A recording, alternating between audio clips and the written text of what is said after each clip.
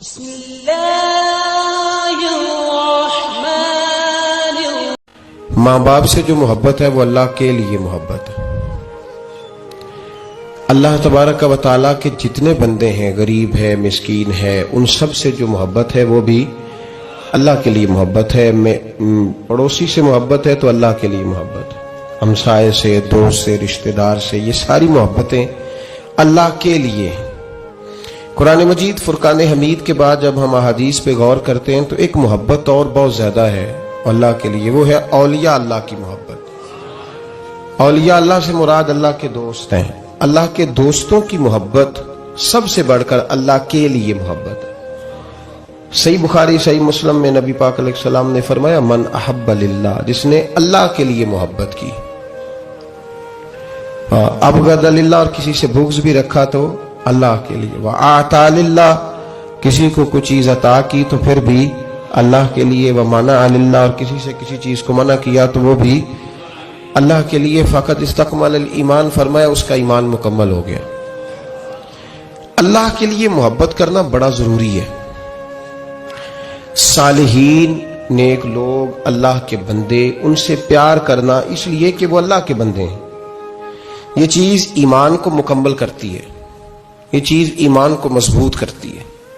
یہ صالح لوگوں کا پیار ہے، یہ تکمیل ایمان کا سبب ہے۔ اس کو میرے نبی پاک صلی اللہ علیہ وسلم نے بیان فرمایا۔ جب قرآن اور حدیث کو آپ بار بار پڑھتے ہیں نا، تو وہ جو سرکار نے حضرت علی سے فرمایا تھا نا کہ میرا قرآن کبھی پرانا نہیں ہوگا، تو نئے سے نئے معنی نکلتے ہیں۔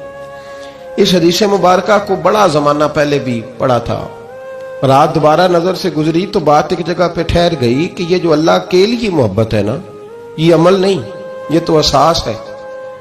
فقط استکمل الایمان، فرمایا اگر ایمان مکمل کرنا ہے تو اس کی شرائط میں سے یہ ہے کہ تو اللہ کے بندوں سے اللہ کی رضا کے لیے محبت کرے، تو اللہ کے بندوں سے اللہ کی رضا کے لیے، یہ تکمیل ایمان کا سبب حضور نے بیان فرمایا۔ اب جو کسی اللہ کے بندے سے اللہ کی رضا کے لیے محبت ہی نہیں کرتا، تو جو بنیادی جز ہے نا ایمان کا، وہ تو ابھی تک اس ایمان کے جز کی تکمیل تک ہی نہیں پہنچا، اساس ہی نہیں پوری، ایمان کی بنیادیں ابھی مضبوط نہیں۔ تنقید کے دور میں اور طنز کے زمانے میں اور اپنی مرضی سے گھڑے ہوئے نظریات کے دور میں دھندلے دھندلے سے لوگوں کے نظریات، باتوں پہ گرد پڑی ہوئی اور یقین پر دھول جمی ہوئی، اور جو محبت اور عشق کے خاص نظریات ہوتے تھے ان پر زنگ لگا ہوا، لوگ اگر کسی بزرگ کے آستانے پہ چلے بھی جاتے ہیں تو زندگی میں وہ عجیب لمحہ تھا کہ وہ میرے ساتھ تھا پر میں تنہا تھا، وہاں کھڑے ہو کے بھی رشتہ ان کے ساتھ نہیں جوڑتے، تعلق نہیں لگاتے۔ اللہ کے بندوں سے محبت کریں۔ صالحین کا پیار جو ہے نا، وہ انسان کو صالح رستے پہ لگاتا ہے۔ صالح لوگوں کی محبت کی یہاں بھی ضرورت ہے، صبح قیامت بھی۔ ہمارے ہاں ایک پیار بتایا جاتا ہے، بہت سارے لوگ کہتے ہیں کہ فلاں اللہ کا نیک بندہ ہے پر مجھ سے بڑی محبت کرتا ہے، وہ مجھ سے بڑی، وہ جو آپ سے بڑی محبت کرتا ہے وہ اس کے کام آئے گی، آپ کے نہیں آئے گی۔ اللہ خیر فرمائے۔ کیا کہا بھلا میں نے؟ وہ جو آپ سے بڑی محبت کرتا ہے نا، اس کا فائدہ اس لیے کہ وہ ڈیوٹی کر رہا ہے، آپ کو کیا فائدہ ہوگا جو آپ محبت کریں گے؟ ہمارے یہاں کہتے ہیں جی میرے فلانے استاد ہیں، مجھ سے بڑی محبت کرتے ہیں، میرے والد صاحب ہیں، مجھ سے بڑی محبت کرتے ہیں، دادا جان کا، نانا جان کا، امی ابو کا مجھ سے بڑا پیار ہے، اماں میری میرے سے بڑی محبت کرتی ہے، میرے حضرت صاحب مجھ سے، تو بھائی اس کا فائدہ اماں جی کو ہوگا۔ وہ جو آپ سے پیار کرتی ہے نا اماں، تو اس کا فائدہ، کیونکہ اماں بری ذمہ ہو جائے گی کہ میں نے پیار پورا دیا ہے۔ آپ نے اگر بھئی فائدہ اٹھانا ہے نا اماں کے رشتے کا، تو وہ اماں جو آپ سے پیار کرتی ہے اس کا فائدہ نہیں آپ نے اٹھانا، وہ جو آپ اماں سے پیار کرتے ہیں اس کا فائدہ آپ کو ملے گا۔ ہمارے ہاں جو داستان سرائی ہوتی ہے نا، وہ داستان سرائی یہ ہوتی ہے کہ میرے ابا جی مجھ سے بڑی محبت کرتے، بھئی ابا جی جو ہوئے انہوں نے تو محبت کرنی ہے، بیٹا جی آپ بتائیں کہ آپ کی بھی ابا جی سے محبت ہے کہ کوئی نہیں؟ وہ تو ابا جی ہیں، وہ تو کریں گے۔ میرے حضرت صاحب کا جی مجھ سے بڑا پیار ہے، یہ تو مہربانی ہے نا، یہ تو ان کی یہ تو ان کا کرم ہے کہ رخ ان کا ادھر ہے، یہ تو ان کا کرم ہے کہ رخ، یہ تو مہربانی ہے نا اس کی، یہ تو اس کا کرم ہے. تیرے کام جو چیز آئے گی وہ ان کی محبت، وہ بھی آئے گی. ایک پہلو ہے اس کا بھی، یہاں بھی کام آئے گی وہاں بھی کام، یہ شفقتیں یہ محبتیں یہ کام آئیں گی. لیکن جس چیز کا نفع ملنے والا ہے وہ ان کی محبت اور شفقت میں ان کو ملے گا. کہ میں نے کچھ شفقت کرنے میں کمی، اب ہم نے جو کچھ کرنا ہے نا اس کا فائدہ ہمیں ملے گا. الاخلاء یومئذ بعضهم لبعض عدو الا المتقین. اللہ فرماتے ہیں گہرے دوست بھی قیامت کے دن دشمن بن جائیں گے، لیکن جو متقی لوگ ہوں گے نا وہ قیامت میں دشمن نہیں بنیں گے، ان کی دوستیاں قیامت میں بھی قائم رہیں گی. آپ دیکھیں گے آپ کا کسی سے پیار کتنا ہے، آپ کی کسی سے محبت کتنی ہے. کون سے ایسے صحابی ہیں جن کا جب آپ نام لیتے ہیں تو آپ کے دل کو سکون ملتا ہے. اور نبی پاک صلی اللہ علیہ وسلم نے ہر صحابی کے بارے میں کہا نا، ہر صحابی کے بارے میں کہا. نبی پاک علیہ السلام نے فرمایا یہ میرا علی ہے، جس نے اس سے پیار کیا اس نے مجھ سے پیار کیا. اب وہ مولا علی شیر خدا رضی اللہ تعالیٰ عنہ کی محبت کے بارے میں بتائے نا کہ کبھی اس کے دل میں تڑپ پیدا ہوئی ہو، خواہش پیدا ہوئی ہو. آج میں حضرت علی کی شان میں کوئی شعر سنوں، آج میں حضرت علی کی سیرت کی کوئی بات سنوں، آج میں چلو اور کچھ نہیں تو 10 منٹ علی علی کر لوں.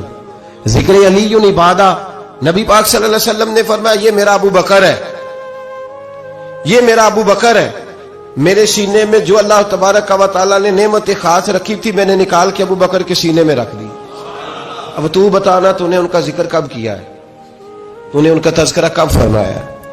محبت کا اپنے دل میں پیدا، اچھا محبت پیدا کی بھی جاتی ہے.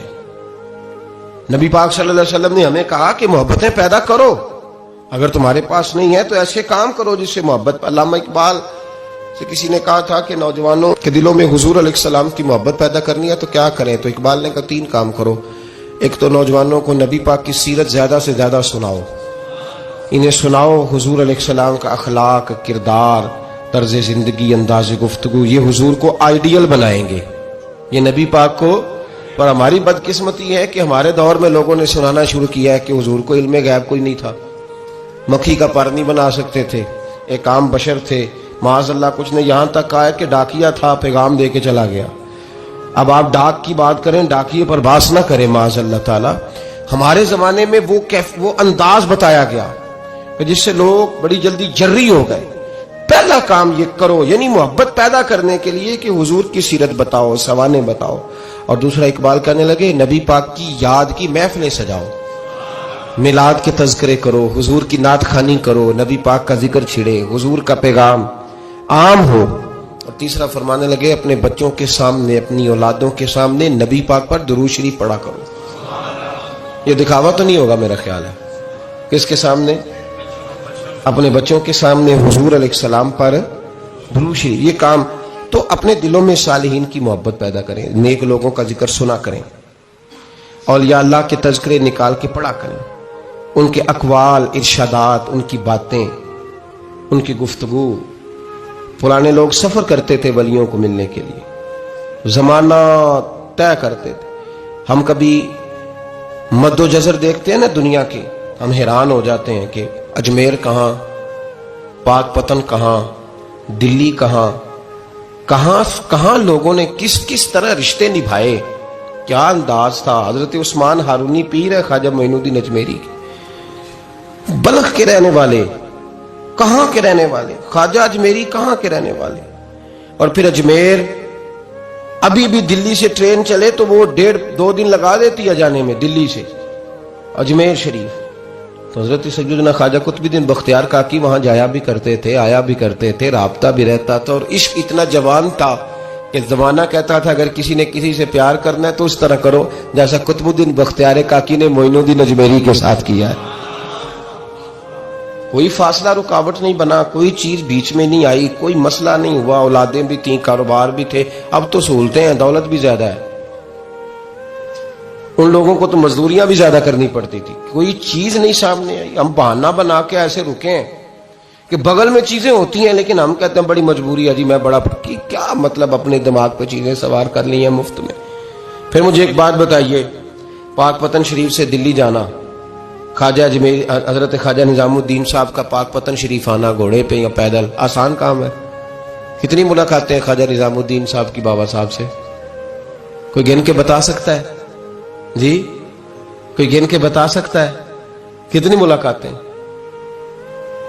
कितनी? हजरत ख्वाजा फरीदुद्दीन मसूद गंजे शकर रहमतुल्लाह ताला अलैह कहने लगे, निजाम तुझे आए हुए बड़े दिन हो गए, जा यार चक्कर लगा आया।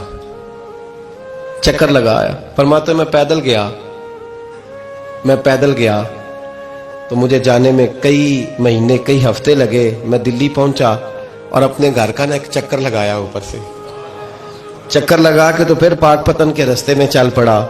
कहते हैं वापस पहुंचा तो हजरत बाबा फरीद साहब रहमतुल्लाह अलैह ने दिन गिने हुए थे। कहने लगे यार इतने टाइम में तो वापस आया है ना, इतना टाइम तो आने जाने पे लगता है। क्या गरीब नवाज महसूस ना फरमाइएगा, आपने कहा था चक्कर लगाया तो हुजूर बैक चक्कर ही लगाया है, फिर मैं वापस आ गया हूं, बात ही चक्कर की हुई थी। देखे ना नबी पाक सल्लल्लाहु अलैहि वसल्लम ने फरमाया अबू हुरैरा कोई काम भी किया कर यार, यही बैठा रहता। अर्ज की हुजूर सही है। उठे, सामने एक सुतून था, उसके पीछे से होके ना वापस आ गए तो हुजूर ने फरमाया गए नहीं। कहा हुजूर ने आपने फरमाया था जाया आया कर, गया हूं पर मेरा दिल ही नहीं लगा। भाई तो यहां से होके वापस आ गया, कहीं जाना तो था ना, यहीं से होके। तो उन लोगों के सालिहीन की मोहब्बत के रास्ते में कोई चीज रुकावट नहीं बनी। हमारे यहाँ चीजें रुकावट बनती हैं, अपने औलिया अल्लाह से, सूफिया से, बुजुर्गान दीन से, रब करीम के बंदों से, दाता अली अजमेरी से, ख्वाजा अजमेरी से। इन लोगों से प्यार करें, सालिहीन की मोहब्बत दिलों में पैदा करें, सहाबा का प्यार दिलों में पैदा करें, अहले बैत नबूवत का प्यार दिलों में पैदा करें। यार ये हदीस जो है ना, ये उम्मीद की किरण है, ये रोशनी का मीनार है कि मेरे नबी पाक ने फरमाया जो जिससे प्यार करेगा क़यामत में उसी के साथ रखा जाएगा। ये सही बुखारी की हदीस है। अल मरउ मा मन अहब्बा, और ये जो मा है ना, इसका माना है साथ रहना। हाँ, मा अल्लाह, मा यानी बमा, यानी उसके साथ। अल मरउ मा मन अहब्बा, जो जिससे मोहब्बत करेगा क़यामत में उसी के, उसकी मैयत में रखा जाएगा। उसके एक बड़ी खूबसूरत बात, इमाम आज़म अबू हनीफा के एक शागिर्द गुजरे, इमाम मोहम्मद रहमतुल्लाह ने। खूबसूरत बड़े थे, कुछ खूबसूरत थे, कुछ सोना, कुछ मुंह दा मिठा, कुछ प्यारे बड़े थे। कुछ उनका अंदाज ये था कि नफासत पसंद बड़े थे, बड़े नफीस थे। निकलते थे तो तन्हा नहीं निकलते थे। एक दफा बगदाद में तशरीफ लाए तो बगदाद से उन्होंने एक बस्ती और में जाना था, तो वहां यहूदियों और ईसाइयों का बड़ा गलबा था। तो इमाम मोहम्मद रहमतुल्लाह अलैह फरमाने लगे यहूदियों ईसाइयों के बीच से गुजरना है तो कोई यही ना समझे कि उनके तो पल्ले कुछ नहीं। कहने लगे सोने घोड़े लाओ अरबी नस्ल के। 30 शागिर्द साथ थे, उनको भी साथ तैयार किया। अरबी नस्ल के 30 घोड़े और 30 शागिर्द। उनको कहा भी दस्तारें जरा ना ऊंची बांधना, तो दस्तारें भी बांधी उन्होंने, कुल्ले वाली बड़ी खूबसूरत। शागिर्दों को भी जुब्बे पहनाए, खुद भी जुब्बा पहना, सफेद रंग की आला नस्ल की घोड़ी आगे आगे, पीछे 30-32 शागिर्द। और जब आप गुजरे ना बगदाद के आगे उस इलाके से, यहाँ यहूदी ईसाइयों की भी कसरत थी। तो औरतों की आदत होती थी पुराने जमाने में मेहमान देखने के लिए छतों पे चढ़ जाती, कुछ अपने दरवाजे पे खड़ी हो जाती, कुछ देखती खिड़कियों में से कि गुजर रहा है कोई मेहमान। तो यहूदियों की ईसाइयों की बहुत सारी औरतें छतों पे चढ़ गईं। तो मुसलमान नारे लगाने लगे इमाम मोहम्मद आ गए, इमाम मोहम्मद आ गए। कुछ पहले ही बड़े हसीन थे, पहले ही बड़े खूबसूरत थे, कुछ हुजूर की सुन्नत का नूर चढ़ा हुआ था, कुछ दाएं बाएं शागिर्द थे, फूलों की पत्तियां गिर रही थी। तो जब मोहम्मद मोहम्मद के नारे लगने लगे ना, तो उन औरतों ने इमाम मोहम्मद का जलवा देखा। तो देखा देखी काम क्या शुरू हुआ, एक ने देखा तो इतनी महव हुई कि उसने कलमा पढ़ना शुरू कर दिया। उससे कलमा सुनकर तो दूसरी ने भी पढ़ा, तीसरी ने भी पढ़ा, चौथी ने भी पढ़ा। बीबियां बुलंद आवाज से मुसलमान होने लगी। उनको देखा देखी मर्द भी पढ़ने लगे। ढेर सारे यहूदी ईसाई मुसलमान हो गए। एक मुसलमान उनसे कहने लगा तुम्हें गलती लग गई है, ये हमारे नबी मोहम्मद नहीं। मियाँ साहब का नाम मोहम्मद था ना, तो कश्मीर के लोग कहने लगे शायद वहां के हिंदू सिख वहां के जो थे कश्मीर के, वो कहने लगे शायद वही मोहम्मद है। तो फरमाने लगे मैं ते बंदा ठग जे लोको, मैं ते बंदा चोर, जिसदा खलकत कलमा पढ़ दी ओ मोहम्मद होर। मैं ते बंदा ठग जे लोको, मैं ते बंदा चोर, जिसदा खलकत कलमा पढ़ दी ओ मोहम्मद होर। तो इमाम मोहम्मद रहमतुल्लाह अलैह को नारा लग रहा था। तो एक बंदा कहने लगा ये वो वाले मोहम्मद नहीं, یہ ہمارے نبی پاک صلی اللہ علیہ وسلم محمد صلی اللہ علیہ وسلم نہیں، یہ وہ نہیں، یہ تو ہمارے ایک امام ہے، امام محمد، وہ والے نہیں۔ اب وہ کچھ لوگ چپ تھے، کچھ سوچ رہے تھے، کچھ بات کر رہے تھے۔